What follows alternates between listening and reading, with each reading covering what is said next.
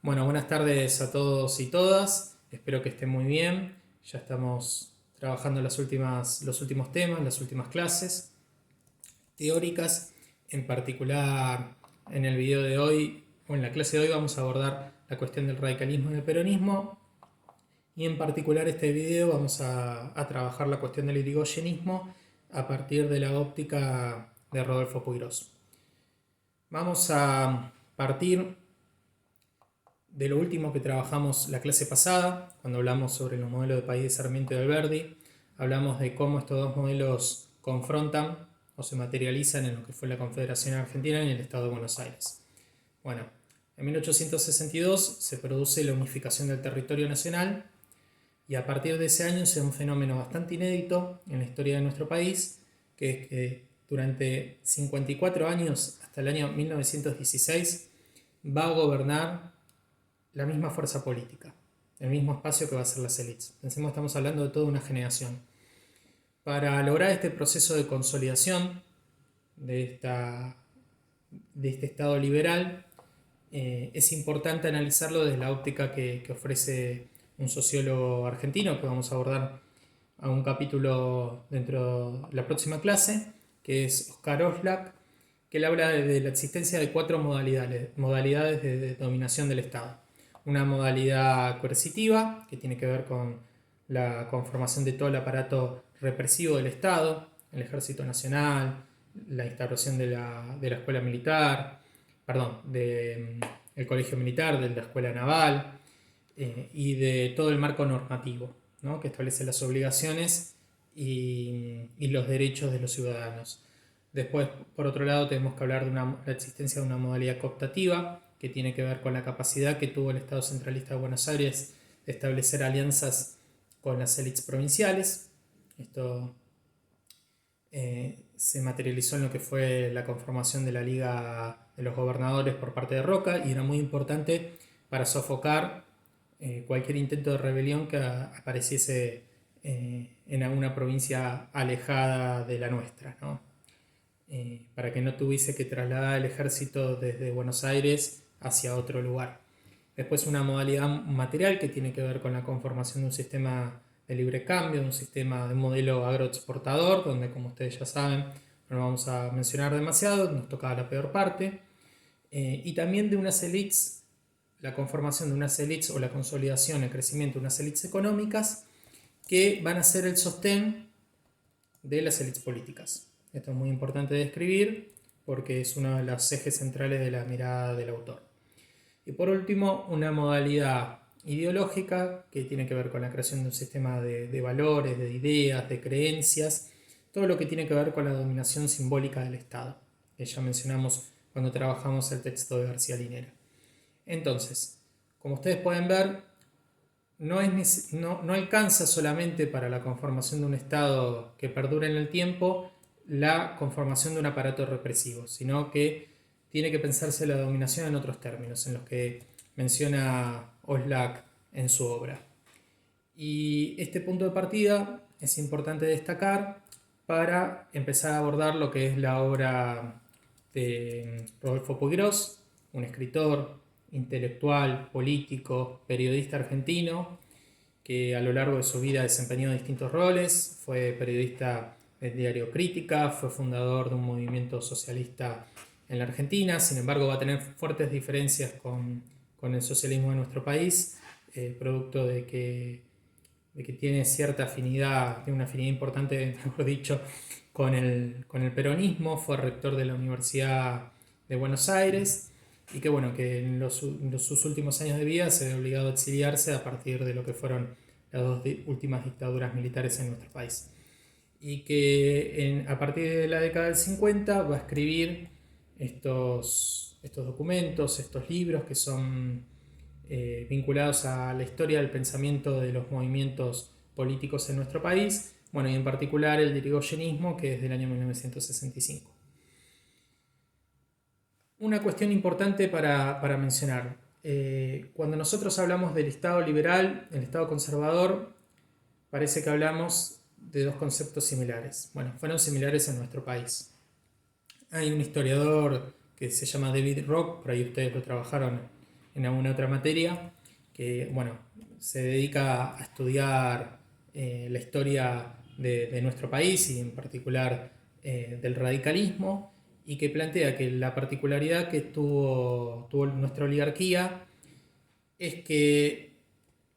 la cuestión liberal y la cuestión del conservadurismo estuvieron muy asociados, no fueron elementos antagónicos. El liberalismo, nosotros estamos hablando de que es un sistema que garantiza la defensa de las libertades de los sujetos. Y sin embargo, acá está vinculado con el conservadurismo, que sería lo contrario. Bueno, eso tiene que ver con que en la Argentina se adoptó un sistema liberal en lo económico, pero profundamente conservador en lo político, en donde las libertades de los sujetos estaban sometidas a el paradigma ideológico de la generación del 80, que ustedes saben que se materializó en ese concepto de paz y administración, ¿no? Para garantizar el orden de nuestro país. Entonces, las libertades de los sujetos estaban profundamente sometidas a las normativas establecidas por el Estado conservador. Y además porque se sucedían en el poder entre 200 y 250 familias sin permitir el voto popular. Bueno, esto es un poco la previa para empezar a desarrollar la obra del autor. Rodolfo Puigros, entonces, que se va a centrar particularmente en la cuestión del irigoyenismo, pero que en estos primeros capítulos que nosotros vamos a trabajar, o en el primer capítulo que nosotros vamos a abordar, está la cuestión del declive del sistema liberal en nuestro país, o el sistema oligárquico en nuestro país. Él plantea que los historiadores suelen diferenciar entre una oligarquía política, civilizadora, culta, liberal, y por otro lado una oligarquía económica, tradicionalista, proveniente del ámbito más de la agricultura y totalmente enajenada a la dominación del Imperio Británico. Y el autor lo que plantea es que no existe tal diferenciación, que la oligarquía es una sola y que es el mismo sector que logra tener la dominación económica, el control sobre las estructuras estatales, incluso es quien dicta la cultura. O sea, tiene la dominación también en el plano de lo ideológico. Y el liberalismo en nuestro país se pudo expandir gracias fundamentalmente podríamos mencionar, por un lado, el aparato coercitivo, pero por otro lado, la inexistencia de una oposición real que pudiera disputarle la dominación económica y el poder político a esta oligarquía. Pensemos que hay un fenómeno también bastante inédito en la historia de nuestro país, que tiene que ver con casi 2 décadas en donde no existió una oposición real a la generación del 80, al Partido Autonomista Nacional, es decir, desde el exterminio de los últimos caudillos federales, Peñalosa, Varela, López Jordán, hasta la aparición de los movimientos socialistas y anarquistas y principalmente del radicalismo. Entonces, este liberalismo va a contar también con el respaldo de una iglesia católica que, a pesar de las diferencias con la generación del 80, producto de las leyes laicas, la ley de matrimonio civil, la ley 1420 de educación que mencionamos la clase pasada,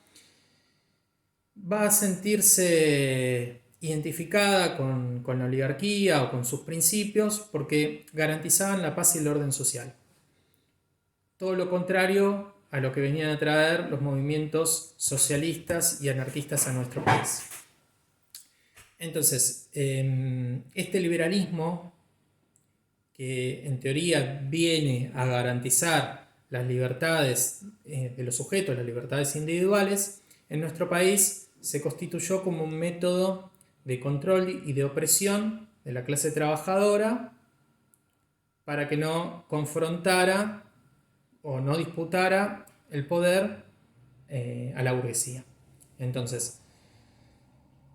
y ahí hacemos una similitud o retomamos una idea de lo que plantea Sarmiento. Puigros plantea que lo que sucedió en la Argentina es que triunfó la civilización por sobre la barbarie, ¿no? Y que si bien el liberalismo fue importante en el proceso de organización nacional, dándole forma a las estructuras, planteando una filosofía política, el marco normativo, En realidad lo que terminó haciendo es terminar socavando el surgimiento, la expansión de las clases sociales que nacen al calor del desarrollo capitalista, ¿no? Todo esto es importante para mencionar, para ver estas particularidades que tiene una oligarquía argentina, que incluso el autor menciona que es diferente a, por ejemplo, la oligarquía inglesa, porque el propósito de nuestras élites era enriquecerse, pero sin ningún tipo de trasfondo extraterrenal o de trascendencia religiosa, filosófica, como tenía la cultura anglosajona, que lo vimos representado claramente en lo que es la obra de Weber, sino que acá el propósito era lo contrario, era el goce y el disfrute de la riqueza y del poder político acumulado. Entonces, el autor plantea que van a ser esas mismas características, esas mismas las contradicciones, la que van a provocar el declive de la burguesía de nuestro país. Que incluso, de la burguesía no, del conservadurismo político en nuestro país, que incluso empezó a sufrir fuertes confrontaciones internas, producto de los sectores que se sentían excluidos, como el caso de Manuel Pellegrini contra Roca, que resulta llamativo esto, incluso llegó a apoyar el voto popular como modo de confrontar contra aquel que tenía el poder político, la figura principal que tenía el poder político en la generación del 80, que es Julio Argentino Roca. Esto no quiere decir que los sectores de la oligarquía van a aceptar retirarse del poder político fácilmente. Van a intentar establecer una alianza con el radicalismo, en donde buscaban incorporar a la Unión Cívica Radical dentro de las estructuras estatales como método de control de la influencia que tenía ese partido con respecto al pueblo, pero que producto de la decadencia, del desgaste en el poder, del crecimiento de los movimientos socialistas anarquistas que ellos intentan detener y fracasan a través de lo que fue la ley de residencia y la ley de defensa civil, empiezan a retirarse de la política para dejarle paso a una Unión Cívica Radical que ellos consideraban como el mal menor, comparándolo con las ideas de los otros movimientos políticos. Además estaba en la visión de ellos esta idea de que el radicalismo, de que ellos eran los únicos que estaban capacitados para gobernar y que por otro lado el radicalismo iba de a poco a perder su influencia con respecto al pueblo y no iba a tener la capacidad de gestionar, sumado que con el desgaste propio del poder iba a desembocar en que alternen en la conquista del poder político con los sectores conservadores. Finalmente, en el año 1912 se aprueba la conocida Ley Sáenz-Peña y empiezan de a poquito a ingresar dentro del Congreso bicameral representantes no solo del radicalismo, sino también del socialismo, por ejemplo, encabezados con la figura de un Alfredo Palacios, que fue una de las figuras más interesantes de la política de la primera mitad del siglo XX, implementando importantes medidas a favor de los trabajadores. En 1916 se producen las elecciones, triunfa claramente el radicalismo y llega Irigoyen al poder. Irigoyen va a contar con el apoyo de las clases populares que veían en él a un líder capaz de finalizar con la opresión del Estado burgués y obviamente con el rechazo de los sectores conservadores que lo consideraban un demagogo y un caudillo incapaz de llevar adelante la política de nuestro país. Una de las primeras medidas que implementa Irigoyen y que va a generar mayor malestar por parte de las élites tiene que ver con la conformación de un gabinete integrado por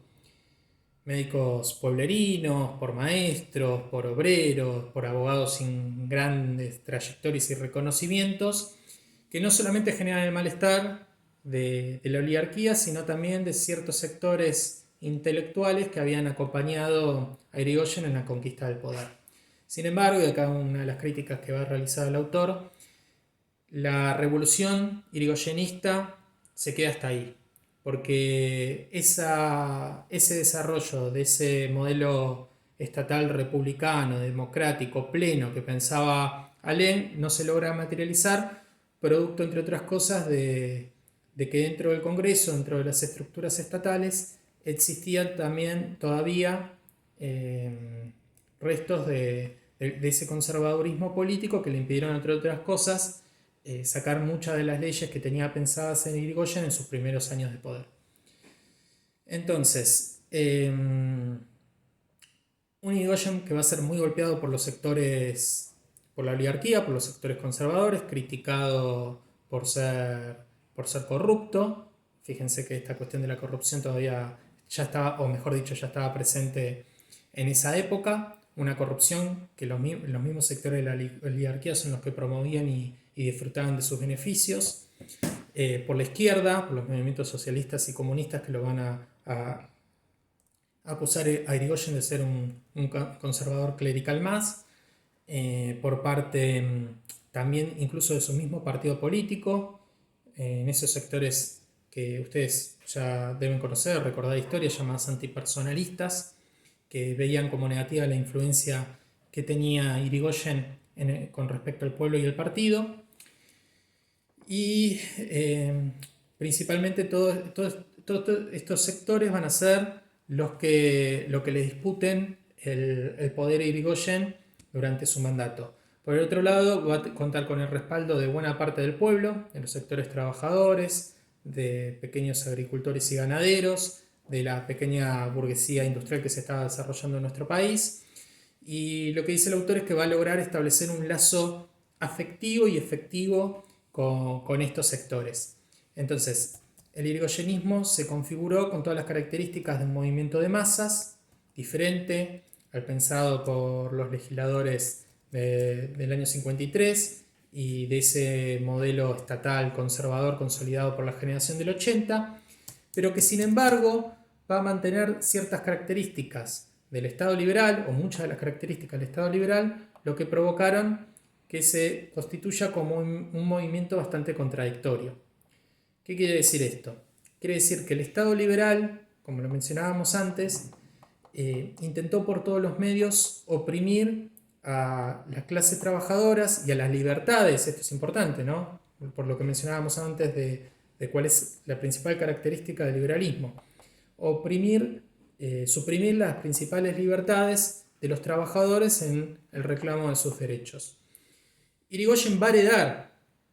ese Estado liberal y no va a lograr o no va a tener la voluntad política como para modificar sus estructuras. Entonces, este modelo democrático prometido a la sociedad no se va a transformar en una realidad. Sin embargo, lo que sí podemos destacar de Irigoyen, o lo que el autor destaca, es que logró constituir un Estado conciliador en los conflictos entre las distintas clases sociales, que permitió la conquista de determinados derechos que fueron fundamentales para los trabajadores, como el descanso dominical, como las jubilaciones para determinados sectores, como las viviendas obreras, pero que este modelo o esta conformación de este Estado conciliador va a entrar en declive a partir del Ecuador, de la gestión de Irigoyen en el año 18-19, con la incorporación de las ideas de la revolución bolchevique en nuestro país, que radicalizaron aún más al movimiento obrero, que lo llevaron a este movimiento obrero a movilizarse, y que la respuesta del Estado liberal irigoyenista fue reprimir,